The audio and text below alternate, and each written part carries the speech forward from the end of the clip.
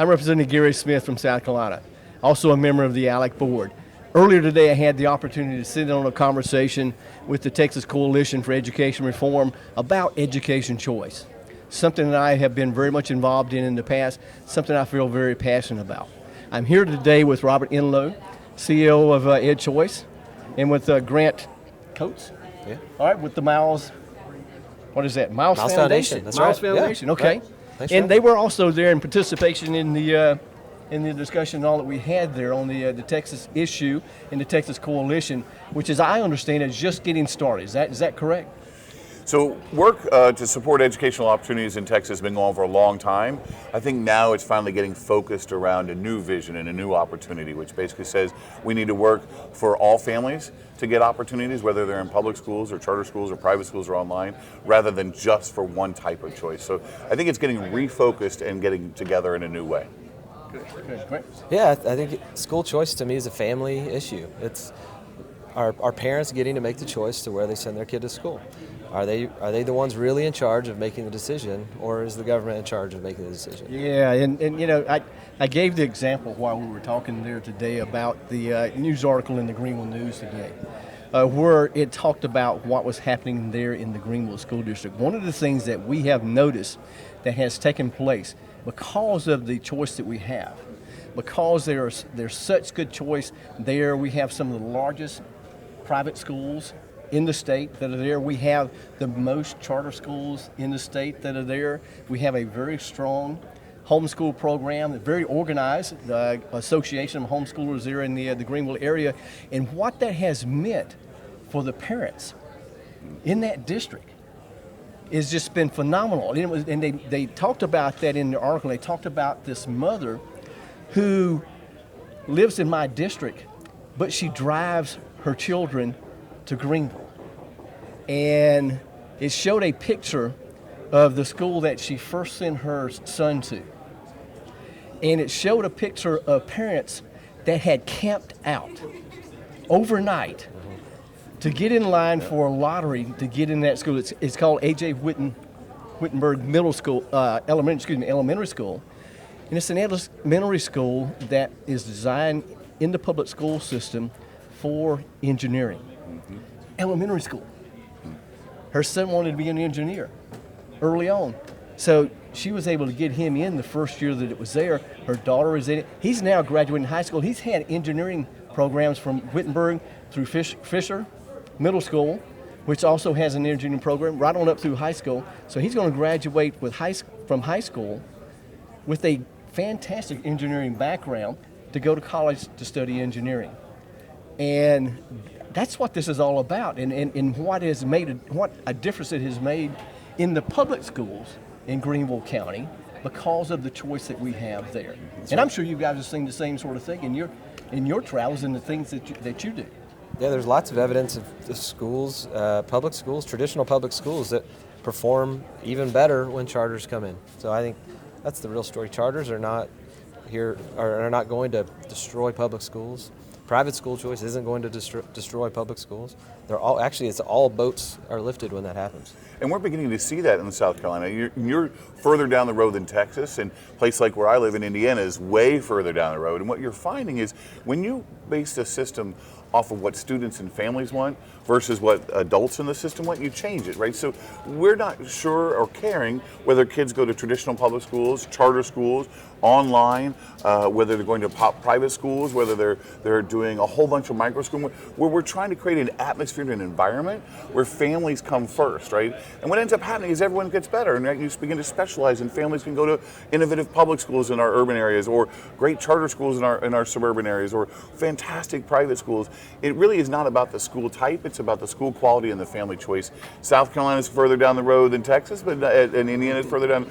Ultimately, the goal here is to separate where a child is assigned to go to a school from where they go to school and where they learn. And it is not necessarily about school, it's about learning, right? And so we want all kids to learn, not necessarily all kids to go to a building.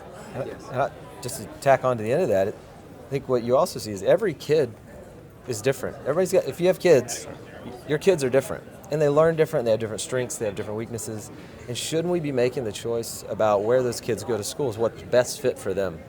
And we try to cram everybody into this idea of the average student. And there is really no average student. Everybody's different, everybody's unique and has unique talents and gifts. And we should be focusing on trying to deliver an education. We need to change the system to deliver an education that fits them and helps them grow and excel and succeed in a way that they can do that. And, cramming them all into a system that was built 120 years ago or more, doesn't seem that's going to solve the problem we need to solve. Because we're talking about a system that's about the end of average, not the keeping of average. We're trying to end this idea that everyone is average, because everyone is unique. Every child has something different. So my child had special needs, and I try as I could. The traditional school system wasn't right for him, right? And so I had to make sure he went into a different, and I had to pay twice, right? Once in taxes and once in tuition. So that's a little unfair, right? Because I was not necessarily able to afford it. So what about those families who can't afford it, right? So we need to make sure that we're treating every child the same. Yeah, I'm glad you mentioned the exceptional needs and the special needs children, because that's one of the programs that's been so successful in South Carolina, our Exceptional Needs Scholarship Program. And when it came to this year in the budget process to expanding that program, raising the cap on the program for the tax credits and so forth, it was not a partisan issue, because all the districts and everyone had someone in their districts that had benefited from the program. And it was overwhelming the support that we had from both sides of the aisle in doing that. And that's a good thing to see, because it's not about partisan politics, it's about the children. And you couldn't be more correct in that statement, because what you're doing is you're redefining what we mean by public education. For too long, public education has meant public schools, but they're not the same. I want an educated public. I don't care if they go to our great public schools or our great private schools or our great charter schools. I want them to have the opportunity to go wherever they want. And special needs families in particular, who have significant needs and who can't always be served by every single school. It's lunacy, frankly, to think that every single school could serve every single kid, particularly if they have special needs. Right, and that example, though, I think is one of the keys, because one of the things that we have, the issue that we have as policymakers in this whole discussion is, how do we get that out to the rural areas, the areas which we all know, and we certainly know in South Carolina, are our weakest link. How do we get it out there? And one of the things that we have noticed with the Education Scholarship Program, that's how we get it out there, because it's touched every county and every district in the state. That's how you get it out there, and that's how it to become successful. Can you talk a little bit about some of the other success stories and getting those things out to the rural areas? You probably know more about the success stories. Well, so yeah, there's a ton of success stories, right? So most of the programs that are out there right now are statewide. The better ones are statewide. And what's happening is so you've got families. Arizona is a perfect example. Education Savings Account, which I know you're looking at in South Carolina, and we're dealing with in Texas. So in Arizona, you have families. It's called the Empowerment Savings Act, Empowerment Scholarship Act, and her son was incapable, had cerebral palsy, was not on reading at all, and the public school wasn't working for him. And she actually went to private school in the EdChoice program, and that didn't work either. So she was able to get this education savings account in Arizona and applied to the state to say, hey, I've heard about horse equine therapy. That might actually work. Her child now is reading on grade level, walking like never before, and communicating, because we allowed for a little bit of innovation in the way we delivered education. It's an amazing story, and there are tons of these stories all over the country.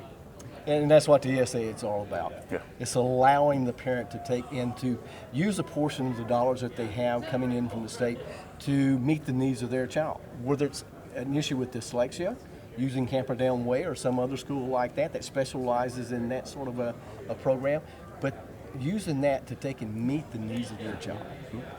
So I know you guys in Texas have been talking about how to create a more bottom-up system versus a top-down. I'd love to hear some of your... Yeah, I think, historically, we've really approached this issue of, very top-down, that we're going to drive all the reform down on top of families. Maybe they didn't think they needed it.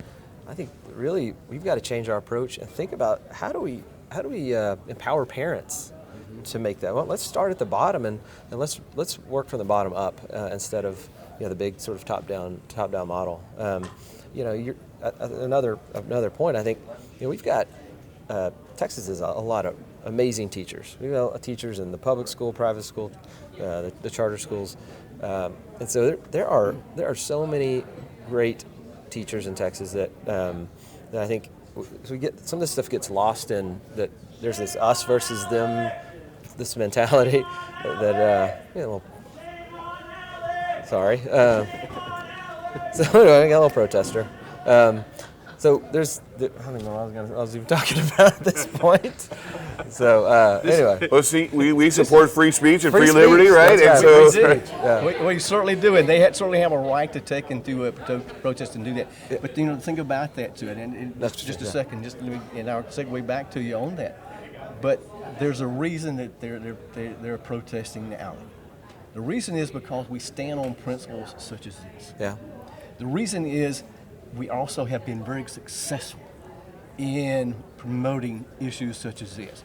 Your bottoms-up sort of approach to this and how to go about doing that is exactly why these sorts of things happen here at Alley. That's what we've got to take and keep in mind. That's what we got to take and continue to take and to do. Because that's why we're relevant to people like this that come and protest us, because we have been successful, because we do stand for principles such as this. Well, I think you have a protester that thinks that we're against, that there's this you're us against them mentality. We want a big system. It's a big system. There are 5 million kids in Texas that go to school in the K-12. And we need a robust public school system. We need teachers. We love teachers. We need a system that works for everyone, all families, all teachers. And it isn't a us versus them mentality. It's everybody. We want everybody to be participating and building out the system that's right for Texas. Absolutely not. Sorry, go ahead. Go ahead. No, go ahead. That's what ALEC is all about. Having that discussion, having that conversation, getting the key stakeholders here for that discussion and conversation. Everyone should be able to take and understand that. You can't do these sorts of things in a vacuum. You can't close out even protesters like that from this sort of a conversation. They have to be involved. We're open to that. We're inviting that. We're very transparent about what we do here, and that's why we're doing what we're doing right here. This is going on our website, and I know you guys have forums also. If anyone wants to take and to know more about EdChoice, sure. Where can they go? So look, if you go to EdChoice.org, you can find everything out about school choice across the country that you need to know. We're the nation's largest advocate of school choice. We do a lot of research, a lot of training, and a lot of advocacy in states. And so our website has documentation and data on every single program in the country, including South Carolina's. Fantastic. That's great. What about Miles Foundation? Yeah, we're big supporters of EdChoice and some other in the coalition, and it's a conversation we got to continue to have. Very good. And if they wanted to find out more about the foundation, Miles Foundation, MilesFDN.org. Yeah, we're funders. We fund education initiatives in Texas. MilesFoundation.org. It's MilesFDN.org.